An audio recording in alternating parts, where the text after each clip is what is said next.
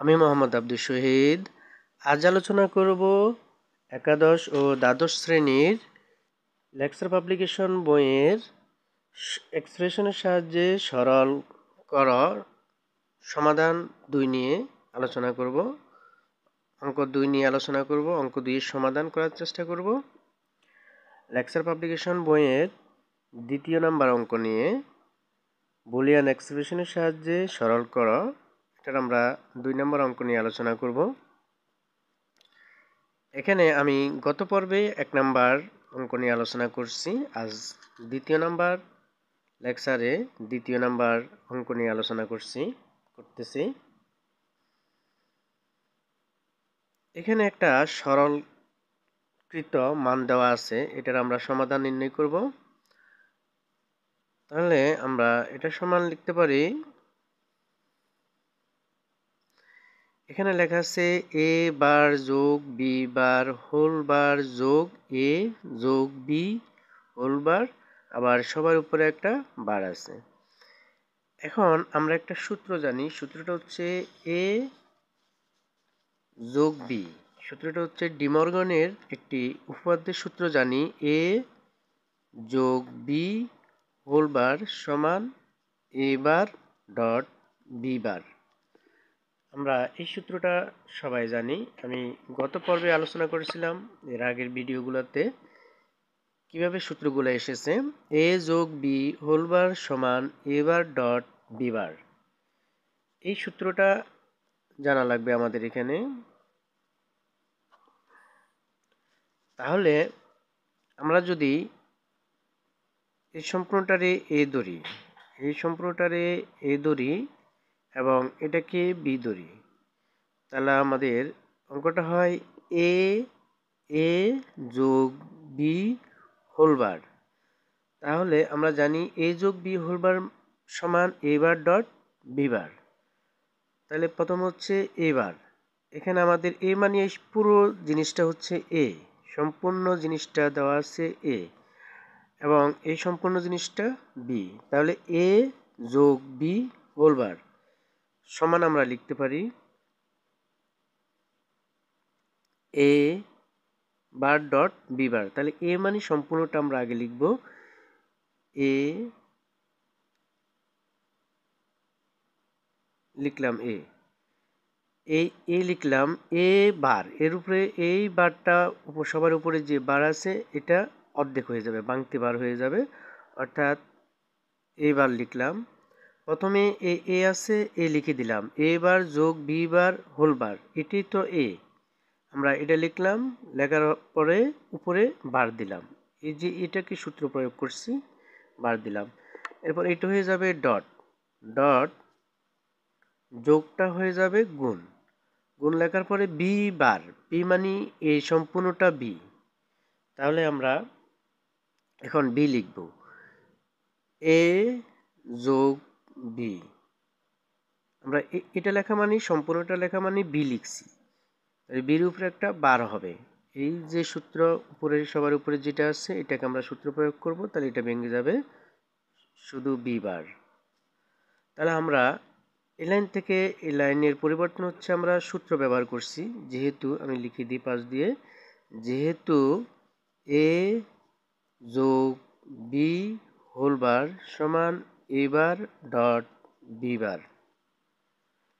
তাহলে এখন এটা একটা সূত্রে পড়ে, আমরা যদি এখন ভিতরের যে অংশটা আছে এটাকে a ধরি, এই যে এটাকে যদি a ধরি তাহলে হবে a double bar, a double বার সমান আমরা জানি শুধু a সমান সমান শুধু a হবে a বার যোগ b বার, শুধু a থাকে। যেহেতু আমরা জানি, আমি আবারও বলতেছি,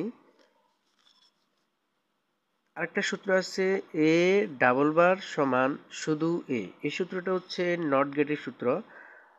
আমরা জানি নট গেটের হচ্ছে কমপ্লিমেন্টের কাজ করে বা পূরকের কাজ করে। এখানে যদি a দিই এখানে হবে a বার, এখানে a ডাবল বার, তাহলে এখানে যদি আমরা 0 দিই, 0 মান হচ্ছে 0 বিপরীত 1, আবার 1 এর বিপরীত 0, তাহলে দেখা যাচ্ছে এ ডাবল বার সমান এ লেখা যায়, এটার এটা একই মান, এই যে এখানে 0 এখানেও 0, মান একই হয়।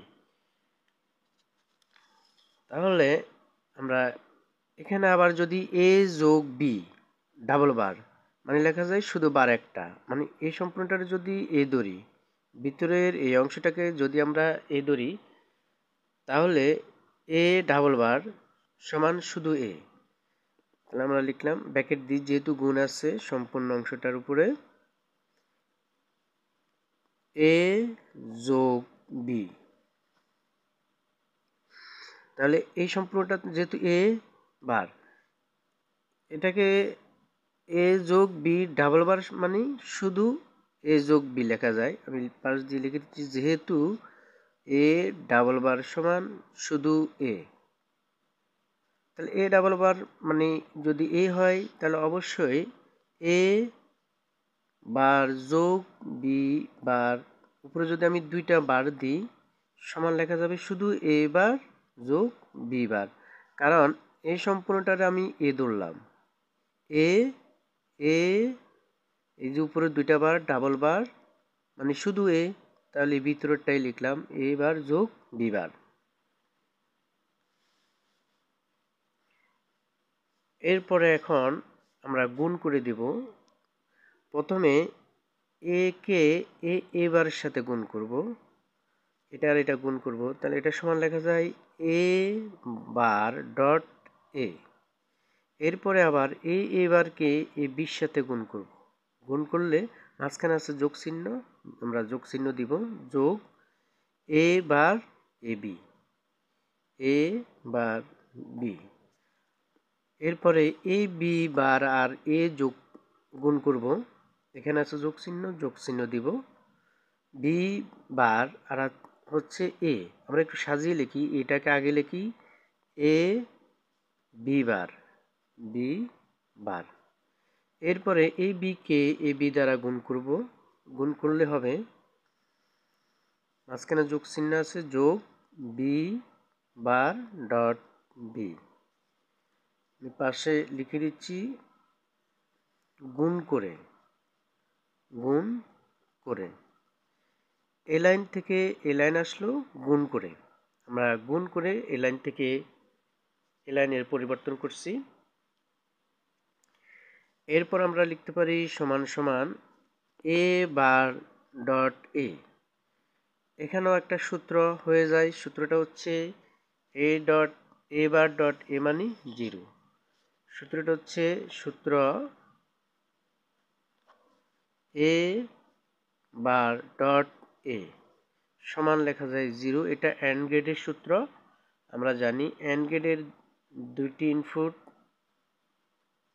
যেটা একটা অ্যান্ড গেট, একটা যদি এ হয় আর একটা যদি এ বার হয়, তাহলে এ মানে এ আর এখানে এর বিপরীত মান, কমপ্লিমেন্ট মানে বিপরীত, এ পূরক বা এ বার।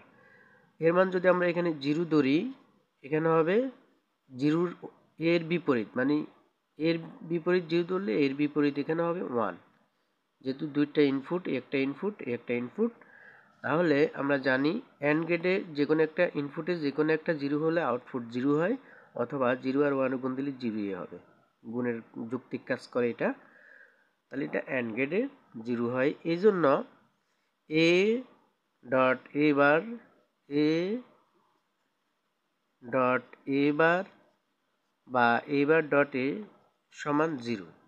তাহলে এখানে একটা সূত্র পড়ে, আমরা সূত্রটা বসালে হয়ে যাবে এ বার ডট এ, এটা সমান হচ্ছে 0, 0 বসালাম, যোগ এ বার বি যোগ এ বি বার যোগ এখানেও বি ডট বি বার মানে এ বার ডট এ মানে 0, বিকে যদি এ ধরি, বি বার ডট বি মানে 0, সূত্র প্রয়োগ করছি, এখান থেকে লিখে দিই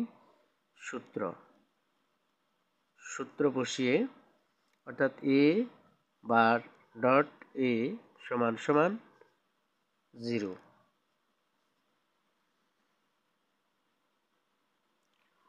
এখন আমরা লিখতে পারি লাইন সমান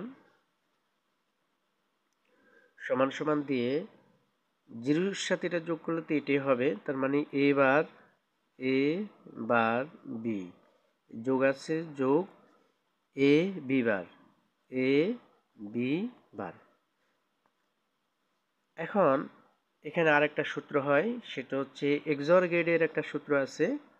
এ লাইন সমান আমরা লিখতে পারি এ এক্সঅর বি। এগুলোর জন্য সূত্রগুলো ভালো করে বুঝতে হবে আমাদেরকে, সূত্র না বুঝলে সরলকৃত মানগুলো করতে কষ্ট হয়ে যাবে। আমরা সমাধানগুলো করার জন্য সূত্র অবশ্যই জানতে হবে। এক্সঅর গেটের একটি সূত্র আছে, সূত্রটা হচ্ছে এ এক্সঅর বি সমান এ বার বি যোগ এ বি বার। তাহলে এখানে এ বার বি যোগ এ বি বার সমান, এটা সমান আমরা লিখতে পারি এটা এ এক্সঅর বি।